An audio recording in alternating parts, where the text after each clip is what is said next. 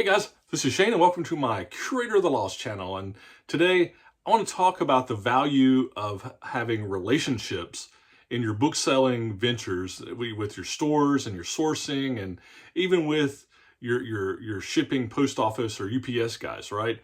And this came home to me this week. I had a call. I have one store. It's a library store that I've gotten to be friends with people that, they know what kinds of things I like. And they know I'm a reseller. They know I'm a collector. They know I do both, and no secret there. But, sometimes when they see stuff that they think's unusual or they kind of know it might interest me, they'll give me a call. So I went by and they had these books that, they're gorgeous books, and I thought it was kind of funny, but they're these limited edition Bridgerton. If you're familiar with this Bridgerton show, it's this Julia Quinn.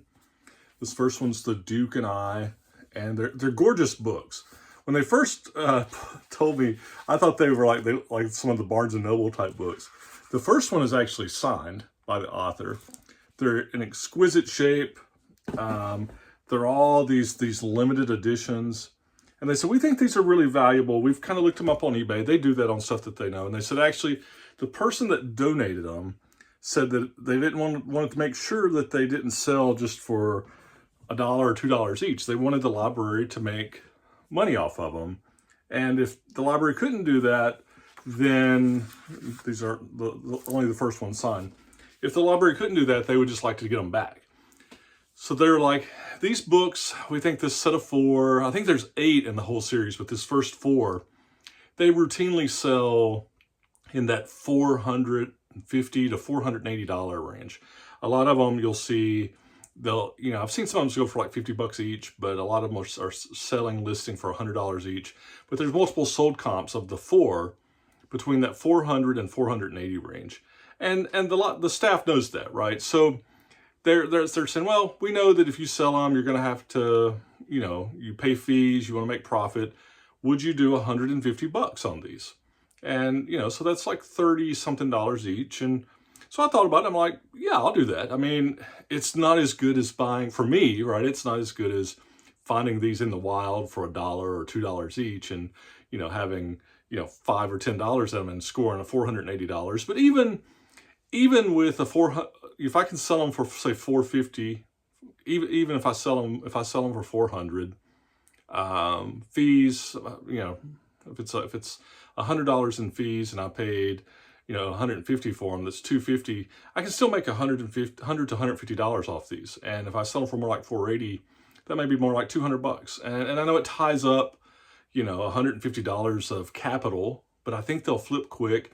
And you know what? I think it's low risk and it raises money. It's good money for the library store that goes straight into the library system. So I said, yes, thanks for thinking of me. And part of that is too, it greases the rails, right? They actually showed me another set of books that they asked me if I was interested in, and I told them yes. And I told them they just need to come up with a price. But it's some 1893, actually I think they were published in 1895, a set of books on the 1893 World's Fair, and they're limited edition numbered books, and I think they'll be worth several $100. And I like for them to kind of do their research on value, and on this case, so it's just an example of establishing relationships, though, and the value of establishing those relationships in your thrift stores and your bookstores. For me, even on the shipping side, you guys have heard me talk about my postal guys, little post office, they're close to my work, Lynn and Jeff, and they're so awesome. And they've told me if it's busy and I go in, I can just put them off to the side. I know that they'll get them, they'll scan them, they even save the receipts for me. They've even told me, their office closes at 4:30. It's like, hey, we're usually here till 5:30 or 6. If for some reason you can't make it by in time, just knock on the door. We're clearing things out. We can get your books and we'll scan them in for you. Just knock on the door. We're here. So that type of thing, that kind of relationship is nice, right? It's nice to have those friendships and relationships. And so, in some of my thrift stores, I have, one of the ladies that puts things out, she's told me kind of her system for moving when things get old. She kind of moves them down the side of the shelves, how she orders them. And I know what days of the week she works, and she's the person that's in charge of books. So it's not that I can stop by every day, but I do know when she puts things out and, what happens. And then, it gives me, it's like I can come that afternoon and it's like maybe I can get the fresh stock, right? The other thing, I have another library that, they know that I like sci-fi. I was by there recently, and one of the guys was like, "Oh, you're the guy that likes the Warhammer. You're one of our good customer sci-fi guys."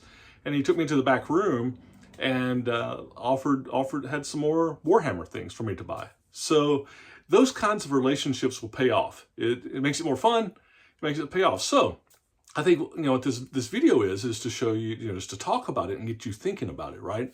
If you frequent a place quite often, talk to the people, find out, what's kind of their schedule of, of putting stock out.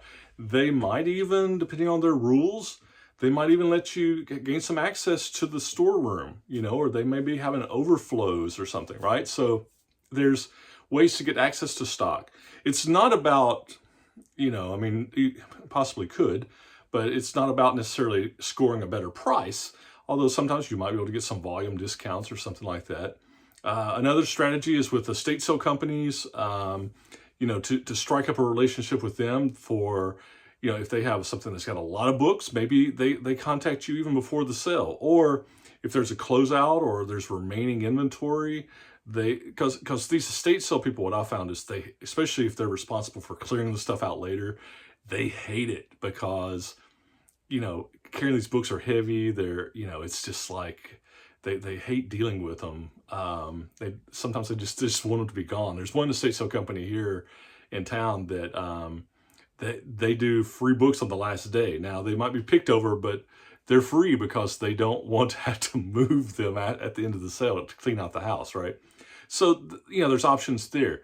I think that obviously anything you can do with your shipping services, whether that's if you have the people pick stuff up or whether it's drop off or whether you use UPS or the postal service, anything you can do there, to help. They help you and help make sure your stuff gets scanned right, and it cuts down on that time factor, right? That's what I do. And anyway, it's nice also to just know people and talk to them, right? To when you go places. So if you haven't thought about establishing those relationships, think about it. Think about, just taking that extra time, talking to the people, talking to the owners, talking to the people that work there. And over time, you'll establish that relationship. It'll benefit your business. It'll, you'll strike up some extra friendships, and it all works out good for everybody. So in the meantime, I've got to sell some Bridgertons, get my $150 back. Hopefully I will make some profit on it. And, it's all good. So we'll talk to you soon. Bye.